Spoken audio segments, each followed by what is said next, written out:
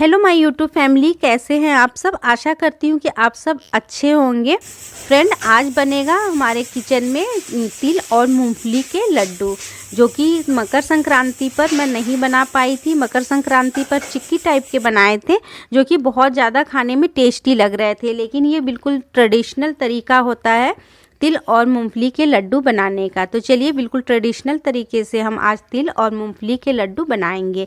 तो यहाँ पर हम 1 पाव मूंगफली को इस तरह से कढ़ाई में एकदम धीमे धीमे आंच पर भून लिए हैं और इनको आप एक प्लेट में ट्रांसफ़र कर दीजिएगा, जिससे कि आपके जो मूंगफली हैं वो थोड़े ठंडे हो जाएं। और फिर उसी कढ़ाई में हम ये तिल डाल देंगे। तो तिल की क्वांटिटी भी मेरे 300 ग्राम है।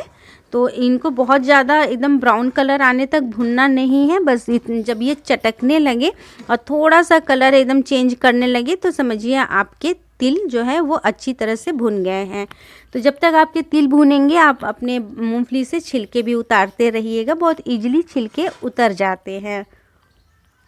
और मेरी जो तिल है उसमें भी चिटर-पटर की आवाज़ आने लगी है और हमारे तिल बहुत अच्छी तरह से भुन गए हैं। बहुत ज़्यादा तिल को नहीं भुनना चाहिए, क्योंकि तिल जब तक गर्म होता है ना वो कुक होते रहता है, तो क्योंकि ऑयली होता है। और इधर मेरा मूंगफली देखिए, मूंगफली से छिलके भी हम बहुत इजीली तरीके से उतार दिए हैं। तो 1 पाव मेरी मूंगफली थी 250 ग्राम और 300 ग्राम तिल के लिए हम यहाँ पर आधा केजी गुड़ लिए हैं। आप चाहें तो सिर्फ 300 ग्राम गुड़ से भी ये आपके तिल और मूंगफली के लड्डू बन जाएंगे।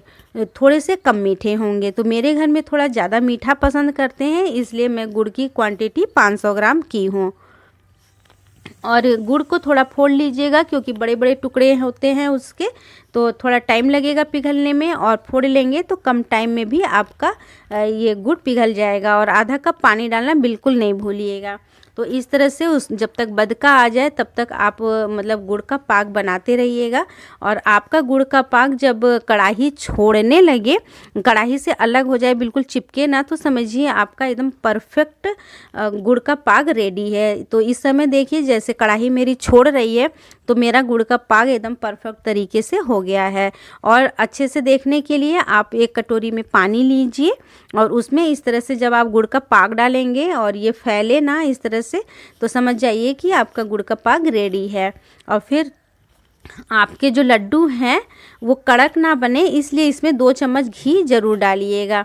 घी डालने से आपके जो लड्डू बनाएंगे वो एकदम से सॉफ्ट और नरम से बनेंगे।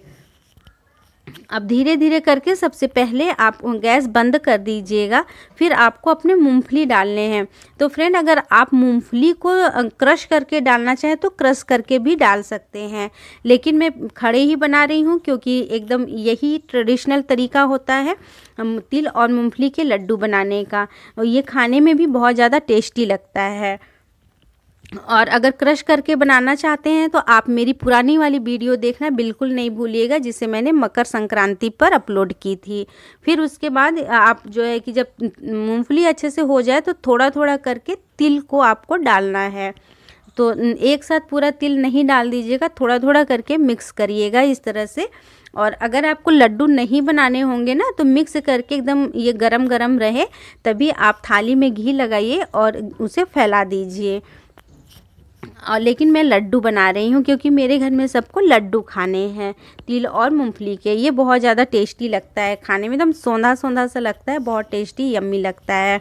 और फिर उसके बाद इसके जब लड्डू आप बनाएंगे ना, तो अगर आपकी क्वांटिटी ज़्यादा होगी तो आपसे अकेले नहीं बन पाएगा इसका लड्डू, आपको किसी की मदद लेनी पड़ेगी। तो आप अपने घर में बच्चे हों तो बच्चों का मदद ले लीजिए, हस्बैंड की मदद ले लीजिए।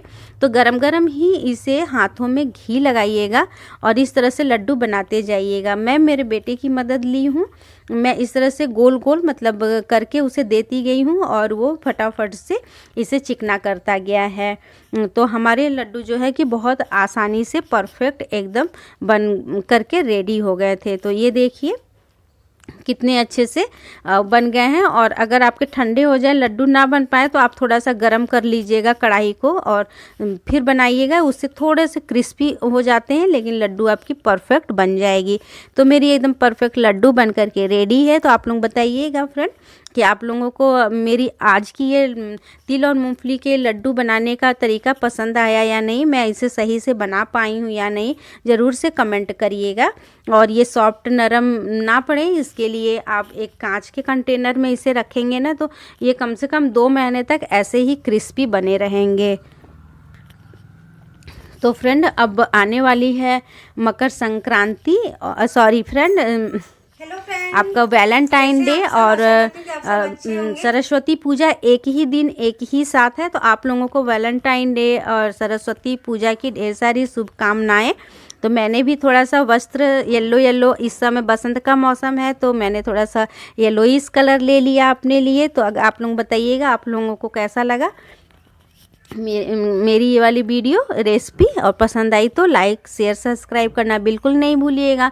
और अगर आप मेरे चैनल पर न्यू हैं तो मुझे सब्सक्राइब और लाइक और सब्सक्राइब करके सपोर्ट ज़रूर करिएगा। तो मिलते हैं किसी नेक्स्ट वीडियो में एक अच्छी सी रेसिपी अच्छे से ब्लॉग के साथ। तब तक आप लोग अपना ढेर सारा ख्याल रखिए।